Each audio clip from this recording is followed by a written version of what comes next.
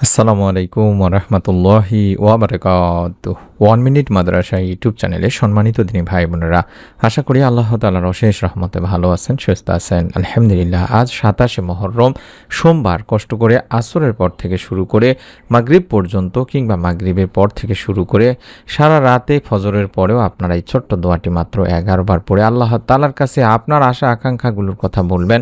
আল্লাহ তাআলা চাহে তো 27শে মুহররমের ওসিলায় সোমবার দিনের আমলের ওসিলায় আপনার মনের নেক আশা ইনশাআল্লাহ পূরণ হয়ে যাবে। তাই অনুরোধ করছি মনোযোগ দিয়ে ভিডিওটি সম্পূর্ণ দেখার। আল্লাহ তাআলা বলেন, নিশ্চয় মানুষকে সৃষ্টি করা হয়েছে অস্থির করে। যখন তাকে বিপদ স্পর্শ করে তখন সে হয়ে পড়ে অতি মাত্রায় উৎকণ্ঠিত। আল্লাহ রাব্বুল আলামিন কোরআনুল কারিমের সূরা মাআরিজের 19 থেকে 20 নম্বর আয়াতে নিজেই বলছেন। তাই আল্লাহর রহমত থেকে নিরাশ হওয়া যাবে না। সর্বাবস্থায় আল্লাহকে স্মরণ করতে হবে। আল্লাহর দয়া অনুগ্রহের চাদর সবসময় আমাদের আবৃত করে রাখেন, এই বিশ্বাস রাখতে হবে। আল্লাহ তাআলা বলেন, যদি তোমাদের উপর আল্লাহর অনুগ্রহ তার দয়া না থাকতো তাহলে তোমরা ধ্বংস হয়ে যেতে। আর নিশ্চয়ই আল্লাহ অধিক তওবা গ্রহণকারী, প্রজ্ঞাময়। সূরা নূর 10 নম্বর আয়াতে বলা হয়েছে। আল্লাহ বলেন, আর তোমাদের রব বলেছেন, তোমরা আমাকে ডাকো, আমি তোমাদের জন্য তোমাদের ডাকে সাড়া দেব। নিশ্চয়ই যারা অহংকারবশত আমার ইবাদত থেকে বিমুখ থাকে তারা অচিরে লাঞ্ছিত অবস্থায় জাহান্নামে প্রবেশ করবে। সূরা গাফিরের 60 নম্বর আয়াতে বলা হয়েছে।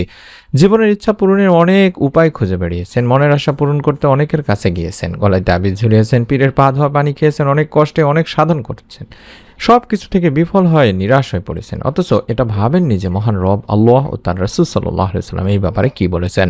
হাদিসে এসেছে, একবার হযরত আনাস রাদিয়াল্লাহু তাআলা আনহু আল্লাহর রাসূল সাল্লাল্লাহু আলাইহি ওয়াসাল্লামের সঙ্গে বসা ছিলেন। এ সময় এক ব্যক্তি এসে নামাজ আদায় করলো এবং নিচের এই দোয়াটি পাঠ করলো। অর্থাৎ আমি যে দোয়াটি দেখাচ্ছি আরবি বাংলা উচ্চারণ সহকারে, আল্লাহুম্মা ইন্নী আসআলুকা বিআন্না লাকাল হামদু লা ইলাহা ইল্লা আনতাল মান্নান বাদিউস সামাওয়াতি ওয়াল আরদ ইয়া জাল জালালি ওয়াল ইকরাম ইয়া হাইয়্যু ইয়া কাইয়্যুম।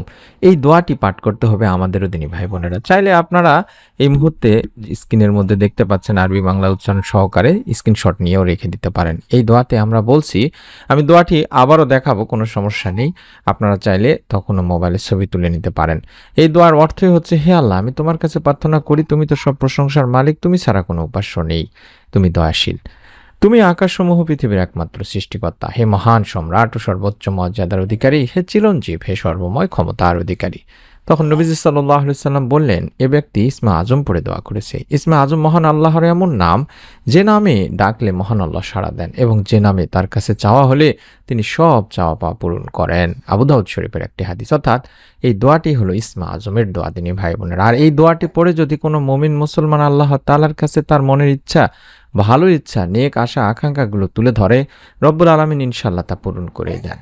ছোট্ট নিয়মটি হলো, আপনারা যখনই আমলটি করবেন, আজ আসরের পরে আমলটি করুন কিংবা মাগরিবের পরে, এশার পরে, ফজরের পরে, যখনই আমলটি করবেন আগে অন্তত এই ছোট্ট দরুদটি 11 বার পড়বেন। কারণ দরুদ না পড়লে সেই দোয়া আল্লাহ তাআলার কাছে পৌঁছায় না দিনী ভাই বোনেরা।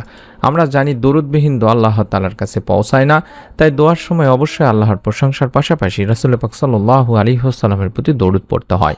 হাদিসে এভাবে বলা হয়েছে, হযরত আনাস রাদিয়াল্লাহু তাআলা আনহু বর্ণনা করেন, আল্লাহ রাসূল সাল্লাল্লাহু আলাইহি ওয়াসাল্লাম বলেছেন, যতক্ষণ আল্লাহ রাসূল সাল্লাল্লাহু আলাইহি ওয়াসাল্লামের উপর দরুদ পড়া হবে না ততক্ষণ তা বাধাগ্রস্ত অবস্থায় থাকবে। অর্থাৎ আপনার করা এই দোয়া আল্লাহ তাআলার কাছে পৌঁছাবে না এবং এই দোয়া কবুলও করা হবে না।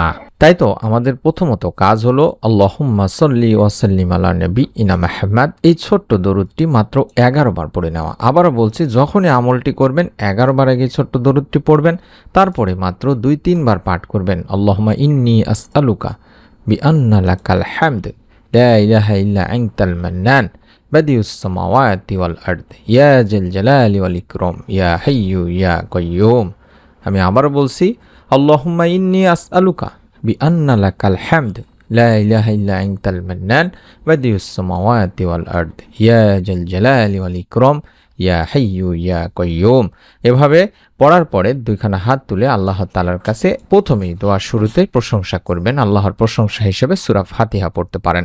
তারপরে বিশ্বনবী সাল্লাল্লাহু আলাইহি ওয়াসাল্লামের প্রতি দরুদ পাঠপূর্বক দোয়া করবেন। এভাবে মনের মধ্যে শতভাগ বিশ্বাস নিয়ে নিয়ত করে আমলটি একবার হলো করুন। মন থেকে নিয়ত করে আমল করলে আল্লাহ তাআলা আপনাকেও নিরাশ করবেন না ইনশাআল্লাহ। এবং ভিডিওটি আপনার নিকট আত্মীয়স্বজন, কাছের মানুষজনের কাছেও শেয়ার করে দিন। পরবর্তী এরকম নতুন আমলের ভিডিও আমরা যখনই দেব তখনই যেন দেখতে পান, পেয়ে যান। তার জন্য আমাদের চ্যানেলের একজন সম্মানিত সাবস্ক্রাইবার হয়ে যান। ভিডিওটির নিচে এই সাবস্ক্রাইব লেখাটিতে চাপ দিলে আপনি আমাদের নতুন ভিডিওগুলো দেখতে পাবেন নিয়মিতভাবে ইনশাআল্লাহ। আমরা দোয়া করি আল্লাহ তাআলা যেন আপনাদের সকলকে এই আমলের ওসিলায় আপনাদের যার যার ভালো নেক আশাগুলো পূরণের সুসংবাদ দান করেন। আমিন। আসসালামু আলাইকুম ওয়া রাহমাতুল্লাহ।